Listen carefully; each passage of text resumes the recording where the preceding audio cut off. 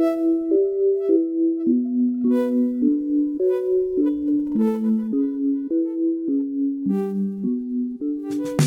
back with another episode of the Think Deeper podcast. We'd like to thank everybody for listening and a happy belated, one day late Mother's Day to all of our mothers who are listening. I hope everybody got to enjoy a good Mother's Day meal.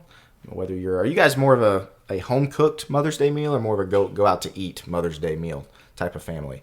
Man, if you don't have reservations, you gotta stay and cook. I like making stuff anyway, so I would say go out to eat. I mean, only because who's the one doing Who's the cooking? the one doing All right, happy Mother's True. Day. Go cook yourself a meal. Right. Bring yourself breakfast in you bed. do the cooking, genius. Have you had my cooking?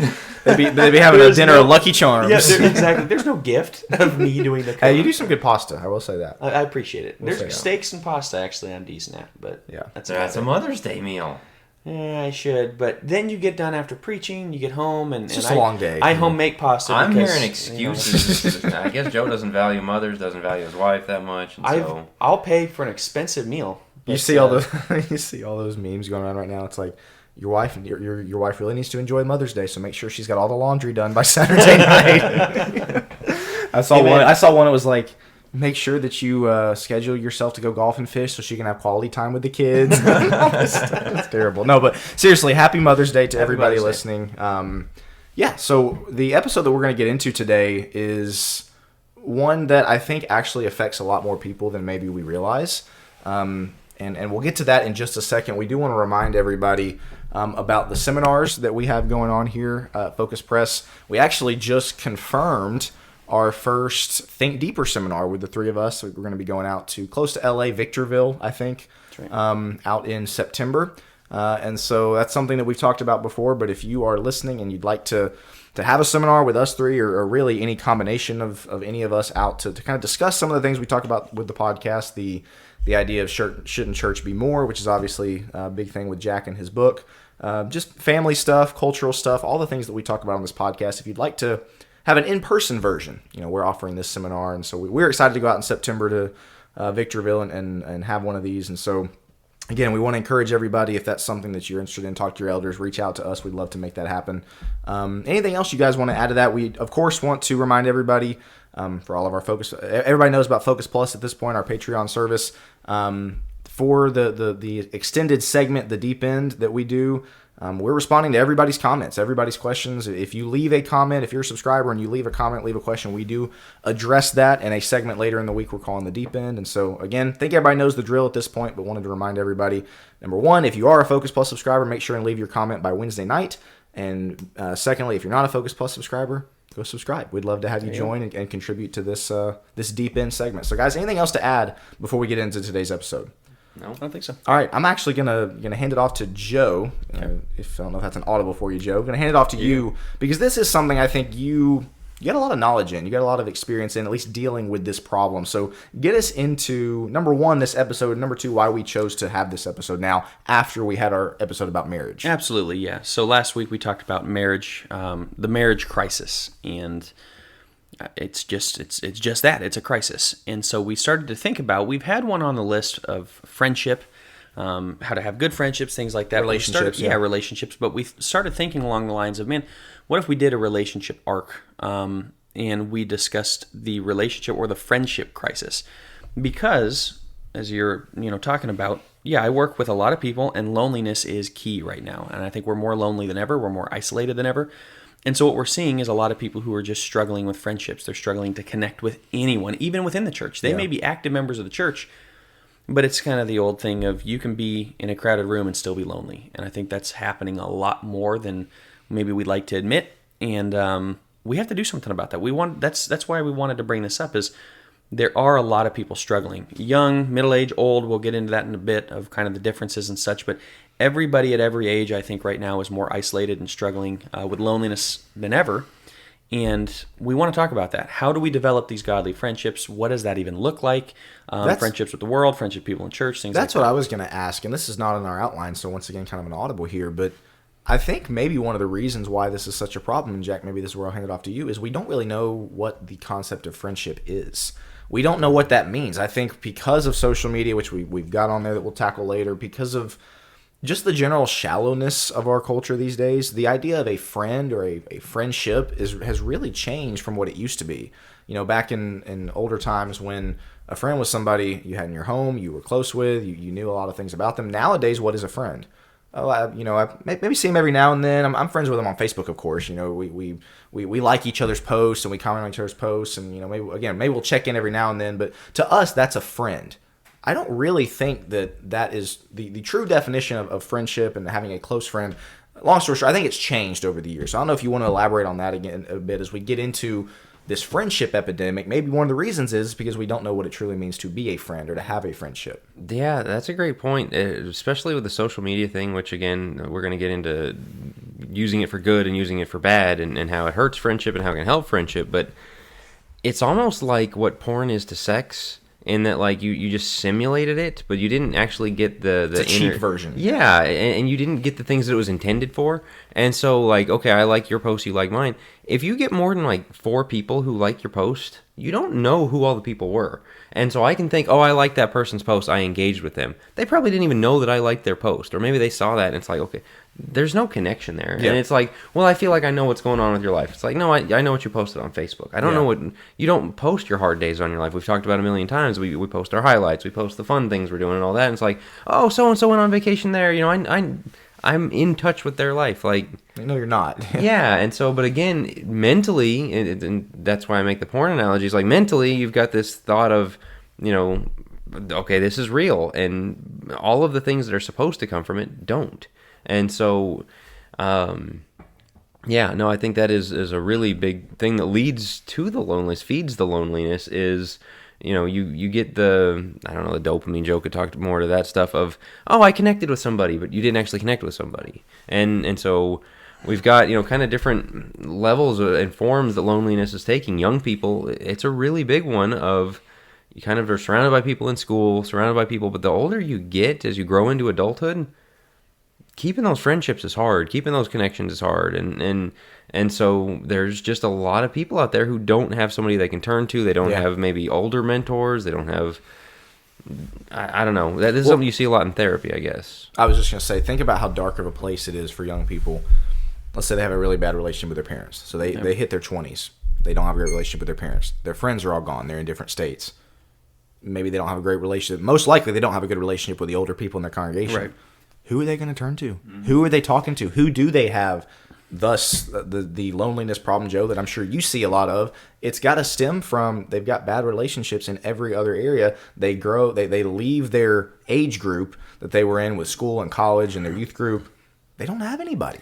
I've had Christians and non-Christian clients alike tell me, I've heard this multiple times, I appreciate you as a friend, but I also pay for you. And that's really difficult. And you're my one friend. Like, yikes. That's not great. Yeah. That's not where I want to be as a therapist. I want you, and I push them out into more social situations and working on friendships. But yes, I mean, I think this is the rise in therapy, is you have a lot of young kids that they don't know where to turn. Older people are not as sold on therapy. A lot of it's kind of like rub some dirt on it. So there's still that generation. But I have worked with older folks. Loneliness is key in almost every, I don't know if you want to call it pathology, but almost every issue is you say, okay, how is the support structure in your life? Do you have friends? Do you have family? Do you have people that care about you? And some of them genuinely do, or they're, most of them, though, it's either very complicated family situations, or no, they don't have anybody, and specifically in friend groups. And so what we've done, we think about, how did it get this way? And you guys are already talking about it. Consider public school. How many people are public schooled? You go from same age group. You leave, maybe in college you can extend that, and you get into the big bad world, and it's like, well, not everybody's my age. And how do I got used to talking memes with my fellow 16-year-olds. Now I'm out in video games and such. How do I talk to this guy at work? The guy's 40. He's been in the industry for the last 20 years. I'm a newbie. I mean, we have nothing in common. And so we've made friendships all about what do we have in common? And you see this a lot and I guess, I don't know if we want to get into the younger, middle-age, elderly. You see that a lot with the middle-age of like the friendships are based on what we have in common. But I do want to move to kind of I don't know. And I forgot on the outline, I think we had talked about, this is also the rise in addictions. As you're talking about the rise in therapy, obviously I specialize in addiction, and I think addiction is loneliness in action. And I've also said depression is loneliness in action, but that's why addiction and depression go hand in hand. Is when you're lonely, who do you turn to? When you feel unworthy of love, when you feel rejected, when you feel abandoned, how do you soothe that? How do you... A vice of some kind. Some sort of vice, of course, and that's how it turns into addiction. So how does it go from like, hey, I like the, I or maybe it's a sip of alcohol or whatever it is, to an addiction? Yeah, porn may feel good, but how does it turn into an addiction? Eating a brownie feels good. I'm not addicted to brownies. How do I have the mechanism to You stop? sure you're not addicted to brownies, Joe? Maybe close. Maybe close. Yeah. Don't I'd say I'm addicted to sugar. much. Yeah. Yeah, that's very true. But how do you have something that feels good but I can moderate? At what point does something become an addiction? It's when it starts taking over, and like it's basically it becomes the vice for the things you're running from. So I'm running from feelings of loneliness into it, and so much of loneliness is I don't feel good about myself and I don't feel worthy of being around people. And so you run into all these things. So this is a real problem. And I think, Jack, you had said, we weren't even talking in light of this context, but you had said earlier about fentanyl being the number one killer in people under 40 right now. Is that right? So fentanyl overdoses, well, that's addiction, right? And that's killing so many people, and they're lonely. And nobody wants to talk about that either. Like, who is talking about the overdosing and the addictions? Some people, but it'll last in the news for like 2 minutes. And I think partly it's pharmaceutical companies and everything else. I don't want to get into big pharma. But I do think there's kind of a conspiracy to shut this up, because you have a serious national crisis going on, and we're not talking about it in the least. Yeah. Rooted in loneliness, mainly. Yeah, I think the therapy rise is obviously the big evidence for that. I don't know if you had anything. I want to get us to the social media question, since we've already really touched on it. I've said before, I think it was on the Gym podcast, that I think a lot of older people tend to sometimes, oh, there's a problem. Who's to blame? Well, social media's got to be to blame, right? We kind of blame every issue that we have nowadays on social media. That's kind of an older person thing to do. And I don't think that's necessarily the right answer. I'm not an anti-social media person. However, when we're talking about loneliness here, we'd be remiss if we didn't bring up that this is a pretty heavy contributing factor to loneliness. And we've got on here the blessings and the curses. There is some good to social media. You think about when Facebook first came out. I was obviously very young, so maybe you can speak more to this. What was Facebook for? Oh, cool. I've got a buddy in another state, somebody that I met on some trip. I can now keep in touch with him. I can now keep up with his life and his family, whereas previously that was a lot more difficult to do. Obviously, when did Facebook start? Like 2004 or something like that? Yeah. So text messaging wasn't even really big back then either. And so it was really cool to be able to have this platform where you can keep up with friends that maybe you didn't see every single day or even every single week. That's a good side to it. But obviously with that comes what? The bad side, which y'all have already hit on. You post the highlights. You post the really good things. It becomes a plethora of shallow friendships, shallow acquaintances. Jack, I think you are somebody who you have 2 Facebook accounts, and one of them is because it's like, I don't want 1,000 fake friends, essentially. So I don't know if you want to speak more to the good and the bad of it, but those are obviously very quickly laid out, how it can be a really good thing, but far too often it can swing in the other direction of being just really negative for people. Yeah. I always sound like a total weirdo when I have 2 Facebook accounts. I posted a picture of one of my kids, and some rando, stranger, Church of Christ person, I don't know who they are, I'm sure they're nice, loving, well-intentioned person, shared the picture of my kid, and like, no, we're not doing that. And I realized I'm posting pictures of my kids to, again, I don't know 2,000 people, but Facebook says I have 2,000 friends. No, I don't. Nobody has 2,000 friends. Most people don't have 10 friends. Yeah. And so it's a kind of a definition thing, as again, it like gets in our head of, oh, I've got friends. No, seeing what people are doing in their life is not friends, and so but you can make friends out of it. That's the good side of it. Is some of the people I talk to the most, some of the closer friends I have, are people that there's literally some of them I've never met in person. I only know because of social media. I would not know them if Facebook and Twitter didn't exist. So that's great. I mean, like, that has been a jumping off point for some great relationships. That's the good side of social media, is like, you leave the real world to go to this imaginary place of imaginary friends to bring real friends back with you into your real world life. And when you do that, you're really getting something good out of it. But most of the time, it's, I'm going to go to this fake world and then convince myself it's the real world, convince myself I have all these friends, convince myself, and not even convince yourself. That sounds weird. It's engineered. Convince yourself makes it sound like you're doing something bad. You're not. It's engineered to give you a sense, to to lull you into thinking that you are socially connecting. As I said earlier, that false social connection. And so that's where it's bad, is where it is a substitution for real world friendships, and where you can say, well, I talked to Napoleon Dynamite.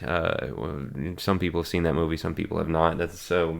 I still have not. Still have not. But again, you're young, you're like 03, 04, 05, somewhere in that range. So Will is just the whippersnapper here. But no, where it was Kip on Napoleon Dynamite says, I've been chatting online with babes all day, and it's just this total loser guy thinking like he's got all the ladies after him. It's like, okay, come on, man. Like that's. That's not real, but we kind of do the same thing. It's a false reality. Yes, and social media, same thing. I think one of the other negatives, Will, you touched on this, and it's such a good point. We look at the negatives of, obviously that's a negative, not really knowing people, but even worse is to see the people you do know posting their highlights. Instagram's horrible about this, right? Where, it's all about the highlights, and that creates a certain separation as well, because it's the loneliness and depression go hand in hand, and it's really lonely to see your friend who just went to some tropical place, and you get all the highlights, and you're going, my life is nothing like that. What's really interesting about that, not to cut you off, is there's a brand new social media app that is kind of taking over young people, and I guarantee you guys probably are not familiar with it. Be Real. Y'all heard of that? Yeah, it's basically the opposite of Instagram, where Instagram is, let me get the perfect pose, perfect filter, perfect background, we're at the beach, whatever. Be Real, the way it works, and it's very interesting to me, millions of young people are being drawn to this app instead of Instagram. And I don't have any data on whether or not Instagram's losing numbers or anything, but this app alerts you at a different time throughout the day, and you have 2 minutes to post a picture front and back of just what you're doing. Homework, mowing, whatever. And so it is very interesting that young people are kind of flocking to that. It's almost as if a lot of young people are kind of seeing this problem of, like you said, specifically Instagram, where it's got to look perfect, got to get the perfect angle, perfect filter. So it's very interesting to me that that's kind of the new thing. Even more interesting, though, is they're trying to solve the problem within the system instead of stepping outside of the system. The way to solve the problem is get rid of Instagram. True. Be done with it and get in real world. But they don't know how. And so they're trying to figure out, how do we capture the real? No pun intended. But how do we capture what is accurate, right? What's actually happening in my life? But of course, we're going to have an app, of course. And so it's kind of an assumed thing, like, we are going to be on tech, but let's make it as real as possible. Yeah. And so I think you're right. It's a movement in the right direction. Wait until they discover that when they put their phone down, there's a full world. Wait until they do that. It's going to be mind-blowing. I mean, it'll be crazy for them. But that's exactly what you're saying. Like, there's a fakeness that I think can create the loneliness, and the realness is what people are craving. That's what they want. That's a good way to put it. We're not fully sure how to get it, because I think it's been a while. And you consider an entire generation. If Facebook is, let's say, 05. I think Napoleon Dynamite's 04. I don't know why I remember that, but it seems like 04. It doesn't matter in the least. Both of those, you're going to have a lot of people, if there's younger kids that are like, what in the world's Napoleon Dynamite? Which just Jack was like 25 in 04, wasn't he? Something like that. I mean, he was old. He was old. But 2005, you have an entire generation of kids that have grown up in the social media world. And Twitter was, 07, something like that, 06. So they don't know anything apart from this. And we look at it as loneliness as a major young people problem for that reason. The problem is, you also had a lot of middle-aged folks that didn't have any good relationships before that, and they saw it as, let me connect with my high school sweetheart. Let me connect with all these people, right, which that's caused all sorts of issues, but all these people from high school, let me go back and relive the glory days. Let me connect with this person, that person. And what they started building their own life as well. And so they lost what was real, what was true, what was accurate. And so we look at it as an old person problem, but who dominates Facebook right now? It is not the young kids. The young kids are going to Be Real. Yeah. Things like that, Snapchat, which TikTok, and I'm sure there will be others coming. Snapchat? What kind of boomer are you? What is this, 2013? You'd be surprised. I still have clients that are like, I Snapchat with somebody. Like, you were? Like, that exists still? How old are you? Yeah, that exists. But my point is, this was not a young person. It's not just a young person thing. To that point, I'll hand it back to Jack. Think about so Facebook is mostly dominated by older people. Now you think about how many older people get sucked into this false reality of like believing everything that they read, and then I see a lot of older people that struggle to have conversation, to have relationships with younger people because they're sucked into Facebook and they're sucked into older people that have an iPad in front of them all the time and can't really I don't know. Again, we do bash the young people off for, they can't talk to older people. There's a lot of older people that struggle to talk to younger people, and I think social media is probably to blame for that as well. Yeah, to get off the social media thing just a bit, I think it is kind of a result of a lot of things that have been coming for a long time. In that, you start tracing this back to, Joe mentioned middle-aged people, who came to this before social media might have been having struggles with this and things like that. But divorce, broken, just fractured, shattered families makes it hard to have friends. I mean, there's stuff, books, studies, all kinds of stuff on the children of divorce. They have a hard time with friendship. Well, when you've got, I don't think the number's ever been 50%. That's the meme number, about 50% of people are divorced, marriages in a divorce. I don't think that's true, but you do have tens of millions of Americans grew up in a divorced home.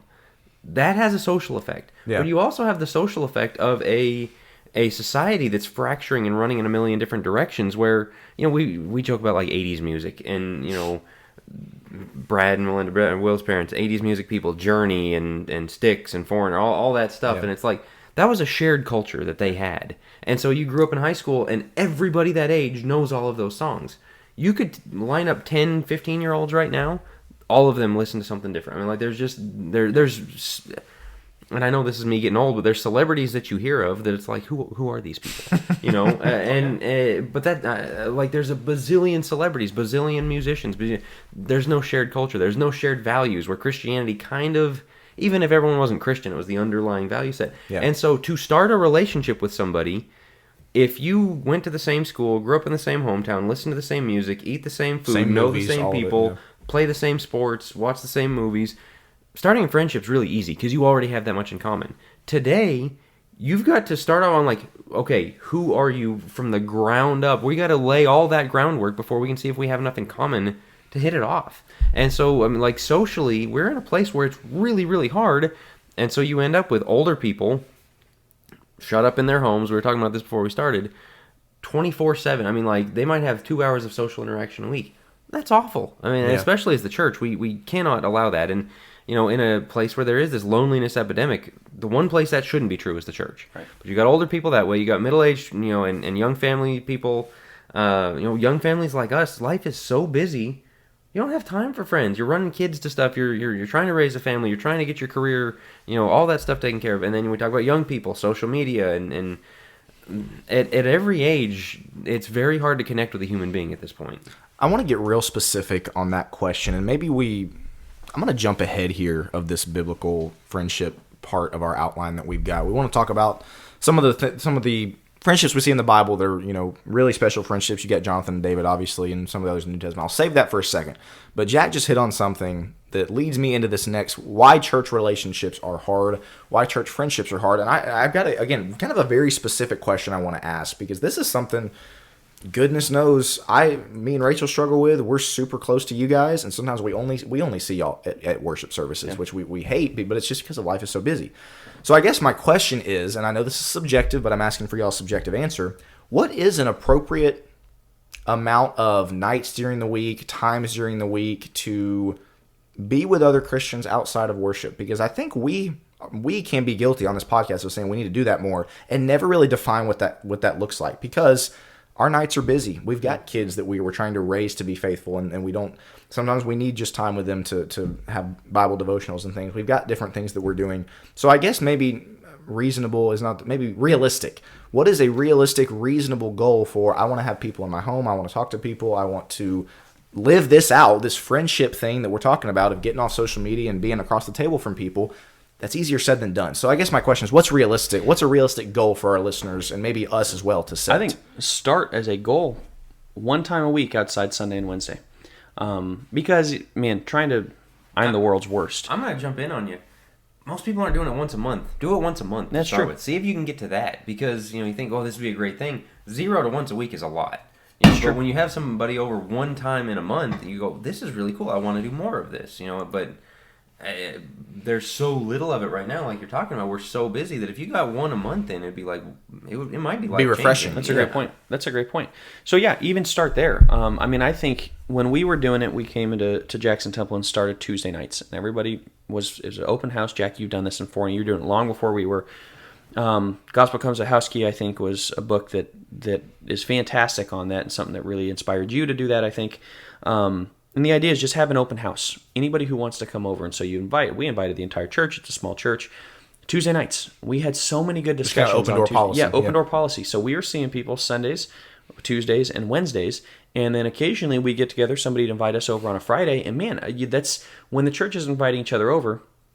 My schedule has been such where I haven't allowed it. Well, I'm really trying to move things out of the way to do it, because you realize how important that is. Yeah. Because where are the church relationships when it is just a Sunday, Wednesday thing? You can stand around and talk for an hour. And a lot of people do, which is really good. I think that's fantastic. But that's also, they're not walking alongside you in some of the struggles. And loneliness happens when you're like in a rut, or when you're down and out and you really need somebody, and you look around, or you go on your friends list and go, who can I call? Yeah. What can I do in that situation? It's great that I can talk to them about the recent sports event that took place, or the football game, or I can talk to them about something new that's coming into town. Like, that's cool. What do I do when things are really going poorly? Who do I reach out to? And that's when loneliness is hitting the hardest. What's going on in America right now? COVID, crazy political climate, crazy every climate pretty much, division on social media right and left, the Republican nominations coming up soon, things like that. Lots of division, lots of, that doesn't even get into money, inflation, how that's hitting people. People have problems is what I'm getting at. Real problems. Who are they going to talk to about those things? If the church can't step up, they literally have no one. Well, okay, I want to say this about that, about how many times a week, and to Will's question, you mentioned Sunday and Wednesday. I think one of the things the church hurts people in this way is when we as a church try and go past Sunday and Wednesday, that the church calendar gets so full that you can't. Like organizationally. Yes, and so we're trying to create fellowship opportunities, service opportunities. Which I think is a good goal to start. Yeah. It's a good thing for churches to do, but you get to the point where it's like, one of the reasons I can't have somebody over, hospitably, that's a good point, is because the church calendar is so full. And for the other people, it's kind of like, well, hold on, I'm going to church Sunday morning, Sunday night, Wednesday night, ladies class, and then a fellowship event or something else a week. And I've got to find time to have somebody over. Kids, I've got to have somebody, or I got to go to somebody's house, and that's kind of another church event. And so now I'm at the point where I'm giving 5 days a week to the church, and it's like, you can burn out. And there's that spirit that's like, well, you just need to put the time in. No, life is busy. Family priority. There's a lot going on in this world. And so as churches, I think that's really something to pull back on and think about. Like, are we filling the church calendar up so much that people don't have a chance to actually connect? Because at a church potluck, you can fellowship great with somebody. It's not the same as sitting across from your kitchen table. I want to speak to that because, and we talked about this before, the value of homes, the value of being in homes. You can go out to a Mexican restaurant Sunday after church, and it's great, and trust me, I think that's better than nothing. Be in each other's homes. There is something different about sitting across, a bowl of chips and salsa at a Mexican restaurant. It's a lot more shallow as opposed to going into your own house, having people over there eating your food, you prepared it for them. You're sharing yourself.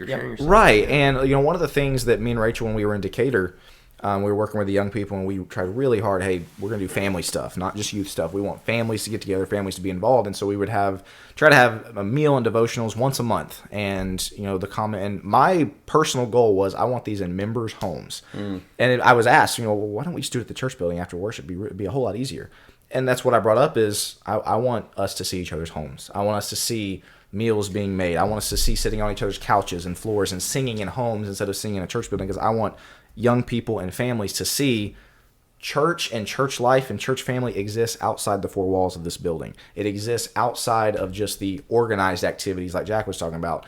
It needs to exist in homes. There's in the sex addiction line of work, we talk a lot about being an intimacy disorder. What is intimacy? And one of the books that I take from the most talks about intimacy being vulnerability plus authenticity. And I mean, how much do we lack that? Part of being in the home is just that. There's a vulnerability to people coming inside your house. And what I would also encourage, we've talked on the podcast before about this as well, but I would encourage people to maybe not have everything spotless, clean, spick and span, spotless. Like, be real. And it's okay to be real with people. It's okay to be authentic with people and to be vulnerable, because part of why you're having them in your house, the pigsty and, you haven't picked up crumbs off the floor. Yeah, obviously there's some things like that. But that can deter people as well from having people over. It's like, oh, what would I even cook, or what would I do? It's like, man, make PB&Js. The point of it is to have people in your home and to invite friendships. But why are friendships difficult? Jack, you hit on this with divorce. I'll take a quick therapy break here just to explain, I think, why it can be difficult for people. A lot of it is attachment. That's why divorce hurts so much, is you go from a loving mom and dad who both love you and you're together, to now you're being pulled between parents. Now sometimes you're being, you're almost leverage between the parents, right? Back and forth, and who loves you and who doesn't love you. And you realize, yeah, both my parents love me. Yeah, that's all logical. But from an emotional perspective, you really start to wonder, who is safe? Who can I, what friendship can I have that's not going to fall apart on me, that's not going to break my heart the way my parents did? And you see this all the way up, the kids that get bullied. And so you end up with a really poor attachment, where you're either the super clingy friend who needs everybody to love you at every hour of the day, or you're the super self-reliant friend who's like, I don't need anybody, or you're caught somewhere in the middle where you don't want to be needy. You can see you don't want to, but you do want the relationship. You're not ultra self-reliant, but I just don't know how to present myself. And I'm afraid that if they saw the worst parts of me, they wouldn't be my friend, and it hurts more. It's better to, and we talk about better to love and lost than not love at all. People don't believe that. It's better to not have any friends than to have a friend and be hurt by it. And I think that from an attachment perspective, from a therapy perspective, we're afraid of people seeing us at our worst and rejecting us. Yeah. When you're really afraid of rejection, you're afraid of not being loved, your friendships stay shallow.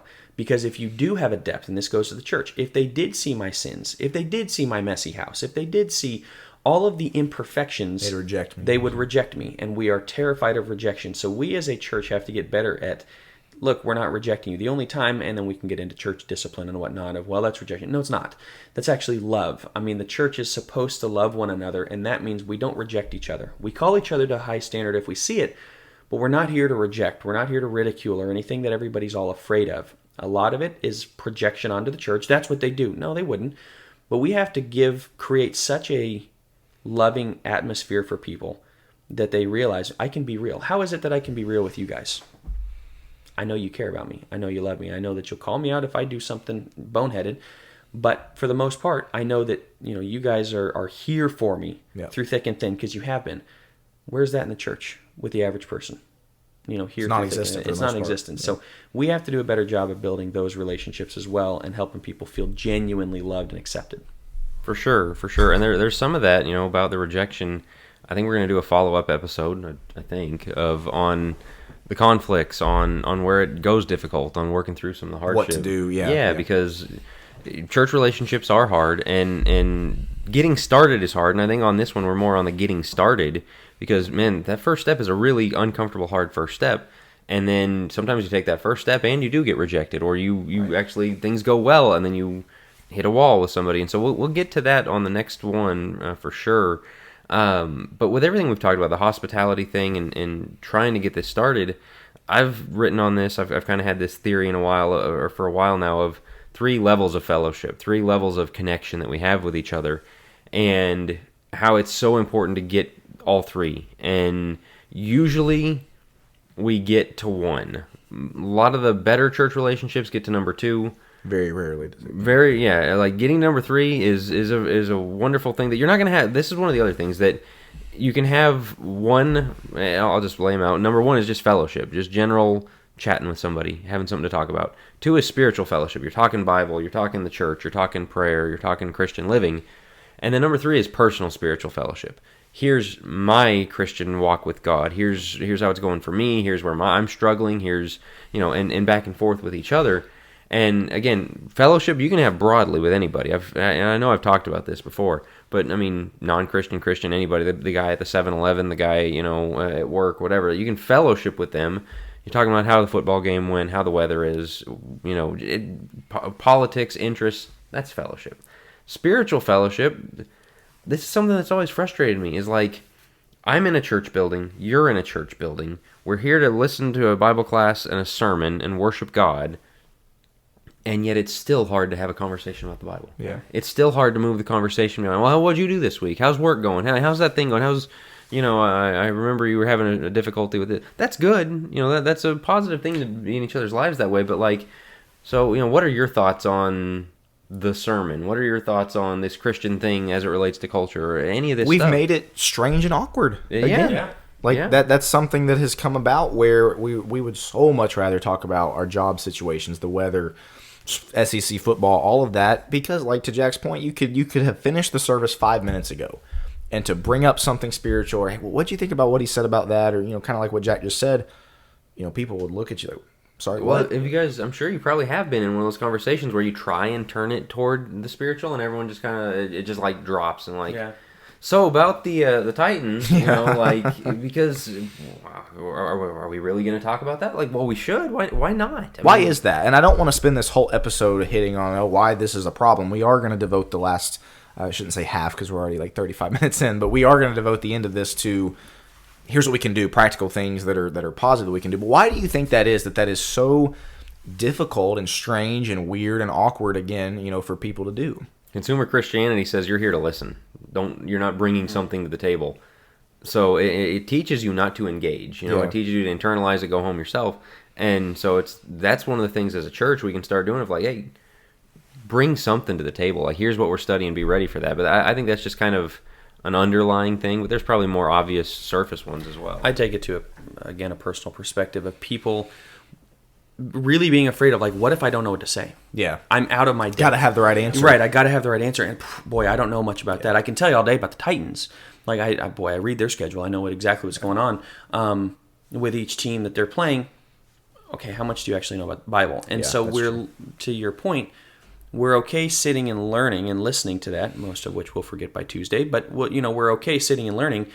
But when it comes to actually engaging on those topics, which is what makes it stick, that's what causes these things to become real to us, we're out of our depth. We're so afraid of like breaking that facade and showing people, again, the weakness of like, I don't know what I'm talking about. What's going on there? It's easy to kind of have that. You come in, you sit in the Bible class. Nobody knows if you are a theologian or not. Yeah. Like you just get to sit there. But when I have a personal conversation and I ask you, well, what do you think about the sermon? I don't know. Like, let's shift it because we don't want to show the vulnerability. What's so interesting about that is you just about any, you have a lectureship. I went to a franchise meeting recently. You have any kind of setting where there's lectures and then there's like group discussions, and you ask people at the end, hey, what part did you enjoy the most? 100% of the time, what do people say? I really enjoyed sitting across the table and discussing these things. Every time. You hear that every single time. And so, I'm not saying we need to do away with sermons or anything, of course, but I do think in many cases congregations can do a better job of, again, they get such good reviews when, hey, you got a round table discussion on XYZ. Everybody's contributing. Everybody's bringing something to the table rather than just one guy kind of, like you're saying, you're just there to listen. Again, that always is what everybody enjoys. A marriage retreat was the other one, where it's like you got lectures and then you've got group discussions. Everybody always loves the group discussions. And I think that's such a big deal to, again, you've got everybody bringing something to the table. You're sharing ideas. That's what we're getting at here with this idea of spiritual fellowship. You're all sharing in these things. That's right. And, we've dealt with this before. We've talked about this before. But it's always kind of interesting when you have get-togethers. You have fellowship meals, whatever else. You have these devos, these times of devos where everybody's fellowshipping and everybody's having these conversations. It's just fantastic. Like, guys, hey, we need to stop so we can do the devo. Time to get serious. It's time to get serious. It's time to sing some songs. It's like, don't break this up, man. This is fantastic. We're all having deep conversations with one another and getting into some difficult topics. But no, we have to stop. We have to do that. You don't want to worship, is what I'm hearing. That's pretty much it. Joe's not a big worship guy. Yeah, I really don't like singing, as I've said before. So yeah, I'm always good to talk. That's why I'm a therapist. But that's I think sometimes we sell ourselves short of the importance of what you're talking about, Jack, of this spiritual fellowship and the personal spiritual fellowship. That's that third side. That's something few of us are going to be able to experience. We get it with one another, and it's special. Like, it's really special. And that's, as I said, that is going to be a limited number of people. You're not going to have that with everybody. Yeah, don't go seeking to have this with 50 people. It's not wired that way. I mean, you look at Jesus, 3 inner circle, 12, and so forth, and where there's a lot of people. Even his own family, he wasn't super close to. Right, yeah. And so, they didn't get that inner circle, and so you're going to have that, and that's okay. At least try for the spiritual fellowship with as many as you can. Yeah. Yeah, that's exactly it. We've got iron sharpening iron on there. I think that's probably the most quoted proverb ever. But, you think about what's going on in many congregations today is, you don't have iron sharpening iron. You got two people coming together, living separate lives. Hey, how you doing? Move on. And I think the whole point of that concept is we make each other better. Yeah. We are through this personal spiritual fellowship, we're sharing our struggles, we're sharing our burdens, and we are just sharpening each other. I mean, that's the whole point of the proverb. And so when we talk about why we have this friendship problem, this friendship crisis, whatever, relationship crisis, I do think, and you got to be careful, like Jack was saying, we don't want to make it all an organized thing where the congregation has to organize an event or has to organize a class for this to happen. But I do think that families can do a better job of this, and also congregations can do a better job of encouraging this, if that makes sense. Right. I think congregations can do a better job of encouraging the first two, fellowship and spiritual fellowship. Yeah, sure. The personal spiritual fellowship has to happen across the kitchen table. Yeah. I mean, it has to be like, again, you're being vulnerable, you're sharing sins. This is why we struggle so much to share sins with one another, is there is none of that third level, because if the church isn't sanctioning this, if the church isn't having the Devo at somebody's house, or if the church isn't setting all this stuff up, you may have spiritual fellowship. There may be some conversations back and forth. That's fantastic. Is it personal? Most of the time, no, because again, we get cold feet. Whereas it's a lot easier for me to discuss my sins with you guys and to say, hey, I need prayers for this. Why? There's a personal element there. Yeah. So for the listeners, what we would say before we get into the last point of our outline, from a practical perspective, which one are you currently doing? Are you focusing on fellowship? Are you focused on the spiritual fellowship? Or are you having people over and really getting personal about their walks with Christ? And if you don't have that, maybe what's holding you back? And maybe find somebody in your congregation as well that you feel you could really start that relationship with. And the way this is laid out is obviously Jack's brainchild, so he might contradict me here, but I would say if you're at a lower level, don't automatically try to jump to the third level. Right. Yeah. If you're not, if you aren't doing the first one where you're just kind of going into worship and then leaving, as soon as the closing prayer is over, you probably don't need to jump immediately into the personal spiritual fellowship because you haven't kind of had that foundation. Same thing if you're just talking about weather after the services, it's probably going to be really weird to jump to that third level again. Look to the next level. If you're somebody who you're at that first level of fellowship and you're talking about the weather, you're talking about SEC football, whatever, try to jump to the next level of the spiritual fellowship, talking about the sermon, talking about the biblical topic of the class or whatever it is. Level up, I guess I'm saying, don't try to skip steps. Well, the spiritual fellowship tells you who you can have personal spiritual fellowship with. Yeah. Right? The people you just click with. I mean, it's just natural, and that's okay. That is not a bad thing to avoid. That is something to seek, actually. But this really all brings us back to the loneliness point we started on of how many people in the church are missing all of these things. Yeah. I think we've all probably had experiences where you just talk to somebody, whether in the grocery store or somebody that maybe you know but don't really know so well, and you just take a minute to listen to them. Man, people need to talk these days. Oh, yeah. There's so many people that just to be heard. You can tell it makes their day, but they have so much to say, so many stories to tell, so much on their heart and mind, and they've got nobody there for them. And so that fellowship, the church can provide that, should provide that. Spiritual fellowship of people want to follow God. People's hearts are in the right place, but, kind of the Ethiopian eunuch thing. Well, how do I know unless somebody teaches me? How do I, just what does this mean? I've had so many good questions about the Bible. When I was serving in full-time ministry, my favorite moments in my entire ministry were the times where I would get a call from somebody in the church on a Tuesday morning saying, hey, I was reading in Matthew chapter 12, and Jesus says this. What does this mean? That's yes, cool. It's so great. You want to be available to that because people have questions about the Bible, and where are they going? They're going to Google, they're going to YouTube, they're getting really bad answers. Yeah. And then the personal spiritual fellowship is, all of us are supposed to bear each other's burdens. All of us have burdens. All of us have sins to confess. All of us have, things that we can bring to the table to strengthen each other. All of these things are there. But we're lonely in these ways because we don't fulfill them. And again, the church should be the place where the loneliness is eradicated. So we've got two last points on here that we want to address as far as the different categories for these relationships. Because the age difference does matter, I think, and obviously we're a big believer in bridging those gaps. But I want to ask you guys, I think it's only appropriate that I take the younger, you take the middle age, and Jack takes the elderly. I think that makes the most sense. Ouch. But personal experience for this guy. Yeah, exactly. Well, I've got two less friends.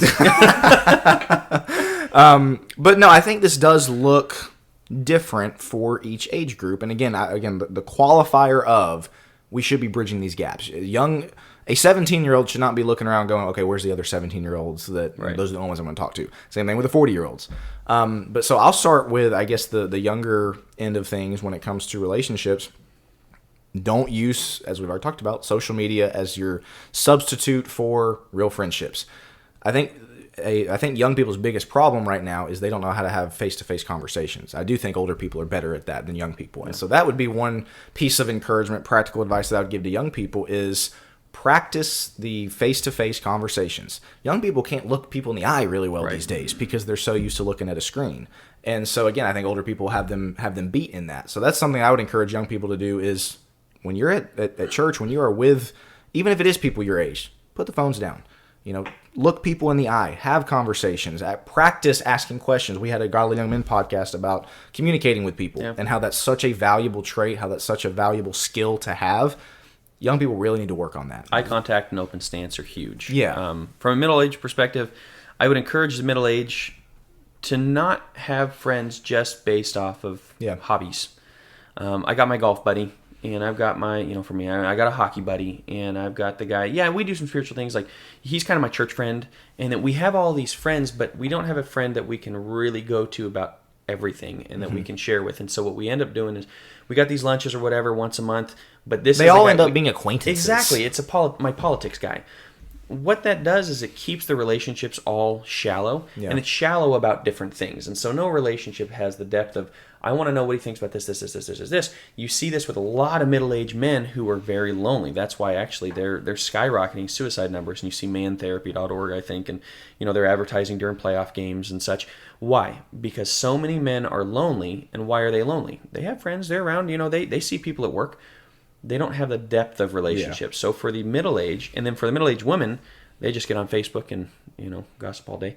And that's not ideal either. And so what I would say is pick one or two friends, some guys that you really want to cultivate the relationship. Maybe it starts with, this is my politics buddy, but there's more there. I love that word cultivate because this does have to be built. This does not happen overnight. This is not something you can just snap your fingers. Oh, okay, we're really good friends now. It takes work, just like a marriage relationship. That's right. Any kind of real friendship relationship takes work. Sorry to cut you off, but I love that word cultivate because that's exactly what has to happen. Right, and so that's what I'd say for the middle age is just don't settle for loneliness. And a lot of times they're miserable in the marriage. Work on your marriage for sure if you're married. But even if you're not, find somebody. Say, well, there's nobody in my congregation. Maybe use social media for that purpose. Yeah. And find somebody that really connects with you, maybe on one area, and then look to expand. Don't just stay shallow in that one area, but get to know them on several levels. Jack, you want to tell us about the elderly? Yeah, sure. How does this here microphone work? So I think this applies to really all three, but it can be with the elderly as well. It's very easy, and I think the elderly sometimes have congregations do this, or elderly people organize it themselves of activities for themselves among their peers, and I think that's good. I think they need that. Again, the loneliness 24/7 is not good. I think all three of these levels need to work on the intergenerational. Younger people, it's fun to hang out with your buddies and your friends, your classmates, whoever.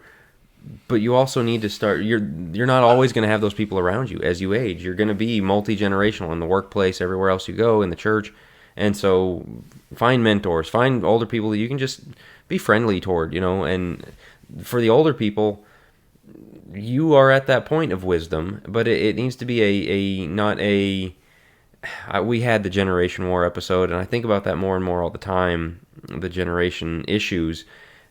If the elderly are coming to relationships with the younger with let me just correct and set everything straight about your life, you wouldn't have wanted that when you were younger. Right. And so don't do that. But when you come with the wisdom of like, you know what, I'm here for you. I know you're going through stuff. How can I help you? And then you can offer some wisdom. And they don't have to take everything you say. They'll be wise to listen to you. And hopefully they learn that, hey, this older person's been through a lot. They've been there. They're here for me. They care about me.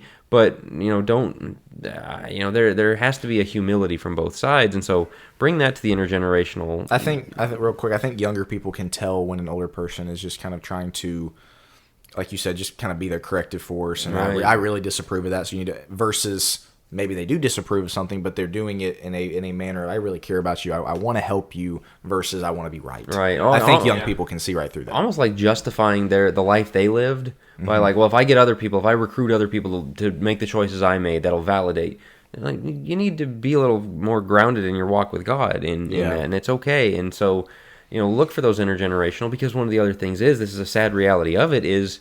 as you age out, you start having fewer and fewer of your friends in your peer group the longer you're around. And so it's important to just have those young and old, everybody around you in the church family for sure. And I would also say be willing to reach out and ask for help. I was reading a statistic that is so sad. Let me see if I can find it. Yeah, Joe was not just perusing Facebook for all those who might be watching our Focus Plus subscribers and have his phone out. Definitely not. He's trying to find a friend. Since I just unfriended him. Yeah, that's right. I'm trying to figure out how to handle the lonely or the elderly here. So it says well over half, 59% of those age 85 and over, and 38% of those age 75 to 84 live alone. And what it says is of those, here we go. 500,000 older people go at least 5 or 6 days a week without seeing or speaking to anyone at all. 500,000. 500,000 around in America go 5 or 6 days a week without speaking to anyone, seeing or speaking to anyone else at all. It's flatly unhealthy. That's horrible, Yeah. and that is so sad. And so that speaks to the younger to say, hey, let's step up, make sure we're visiting them. That also speaks to the older. A lot of them do know how to use phones. Call somebody, let them know, hey, can you come over? Can you help me with this? Or let's just go to lunch. Can you take me to lunch? I'd love to do that. Though. Nobody likes calling for help, and that's one of the things that complicates all this. And so there very much is a need to know who's lonely and what we can do for them and be tapped into that. But I'm telling them they need to be willing to ask for it, and I know they don't. Well, asking for help is not anybody's favorite thing to do, and so at least just cultivate relationships, because you're more likely to ask somebody for help if you have a relationship with them. True. So build relationships with people. I mean, there's some great folks at my grandmother's church that take care of her. They really have a good relationship with her, and they do everything for her. Wonderful people, and it's a comfort to us to know that they're doing that for her, have been when we live far away and all that. So the relationship, definitely build those as well. So I hate that we're already like 50 minutes in, because this last element that we want to discuss is the one that's kind of the most fascinating to me. The male-female thing, as far as males with other male friendships and females with other female friendships, what that looks like. I actually think females actually do a much better job of this, of having friends that they can kind of be super close to. Sometimes it's not all healthy with the gossip and with the cattiness. Right, that's not always great. But I look around, how many 45-year-old men have really close friends? They don't. They don't. Again, like you were saying, Joe, it's shallow stuff. It's your golf buddy. That's the guy I talk football with. If they're lucky. Right. Other than that, they don't have super close friends. Is this a whole episode? Because it's not 5 minutes, and that's the hard part. That's true. This might be a whole episode. I think we turn this into a whole episode because there's the idea that guys need a gang, and I think fleshing that out of what that looks like and getting into some of the female dynamics. What you're talking about, Will, like I agree with you that they're better at it. They're more relational. I guess maybe they're more prone to it. They're more prone to it, yes. But I also know that some of the most closed off people in the world are females because they've been hurt so many times by other females. So I do think there's more out of this. Maybe we save this. They're gonna make me wait a whole week or two to delve into this. The relationship arc keeps going. Yeah, I think that's true. I think we can get a full episode out of that, and I'm gonna put Jack, the old geezer, on here.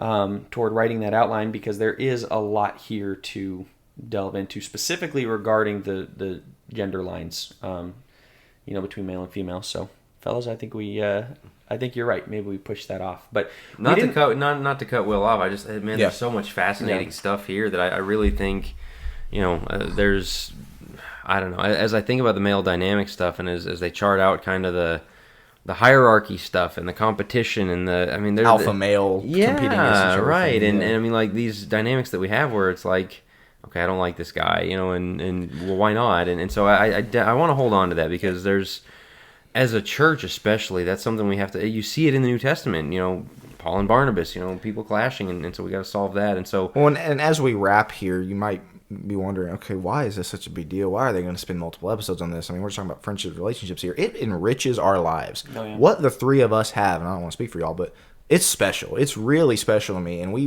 recognize that there's a lot of guys specifically, and we'll address the female side as well. There's a lot of guys and girls that don't really have this. Yeah. I think we have a general loneliness problem. I think you can maybe separate that from what we'll talk about next episode with just close friendships. We don't really have those either, especially when we hit middle age, kids, life gets busy. And you might be wondering again, okay, why does this matter? Because it enriches our lives and it does help us in our spiritual walk. And so if you're somebody listening who you're like, yeah, I really don't have that, I'd like to have that, keep listening, because we're going to keep talking about this, as it is something that can really not just enrich the enjoyment of our lives, but enrich the spiritual development of our lives as well. And then we're going to get into the conflict resolution of like, okay, what do you do with the people you genuinely don't like? Yeah, because that happens. You go to church. I'm sure everybody has people at church that maybe they don't get along with as much, they don't click with. And do you call that out? Do you not? And so we want to get into and devote an episode to that as well on the conflict resolution. And so, no, I think that's good, because as we're thinking, I'm thinking of more things that I'm saying. I'm glad we didn't give it 5 minutes. More things I want to say for the next one, and get into the biblical relationships, Jack, as you talked about Paul, Barnabas, Jonathan, and David. It's a great one. That's complicated by people talking about gay and everything these days. And so those have been complicated. Guy friendships specifically have been complicated. We want to get into that as well. So I think that'll be good. I just want to say one more thing on this one, on loneliness, on reaching out, on church relationships, and we talked about it. They're so hard to start. There's so many things that when you look at it and you realize there's nothing I can do today that will fix it. There is no short-term solution. That it's kind of discouraging. It can defeat you before you even get started. Of like, oh man, I really need friends, and I really need to be closer with my church family, and there's nothing I can do this Sunday, today, to make that happen. It is going to be a long game thing, but it's also one of those you realize it's going to pay. It's going to the benefits to yourself, to the people that you're reaching out to your church family, because the more tight roots there are between, and not cliques, you don't want there to be cliques, but the more people there are getting together, having in-home fellowship, knowing each other's struggles, building each other up, you start building something that spreads to the whole church. I mean, like, the whole church is better, but all of that's slow. All of this is a multi-year process, and so get a plan in your head right now. If this is something you don't really have, you haven't been in somebody's house, they haven't been in yours, you don't have somebody that you would consider a friend, or that you don't have the personal spiritual fellowship as we talked about, think about what's step one. You can't fix it all today, but you can figure out. It's like that don't skip steps thing, one step at a time. Right, right, and that might just be, all right, who do I think I might click with? Have I had some sense of maybe I can have spiritual and personal spiritual fellowship with them? Invite that family over. Invite that guy out to the coffee. That woman out to coffee. And don't take a step. Don't let the awkwardness scare you off. Again, we don't want to talk about it like it's not going to be awkward at first, because it probably will be, but you got to get past it, because then it won't be. I do want to encourage everybody, we talked about at the beginning, if you're a Focus Plus subscriber, leave your comments, leave your questions. What's what we engineered the Deep End segment for, is for this very purpose. And so make sure and let us know what comments, what questions you have by Wednesday night. And even if you're not a subscriber, we love reading everybody's comments and everybody's contributions on Facebook, on social media. I don't think we have a specific group think question that we're going to ask. Maybe we'll come up with one after this episode, but we always like hearing from everybody. And so if you've got a thought on this, maybe an angle that we did not cover, something that's helped you in your life, as we always say, be sure and let us know about it. Comment so we can all see. Guys, anything else to add before we wrap up this week? If not, we will wrap up right there, and we will talk to you guys next week with another episode of Think Deeper.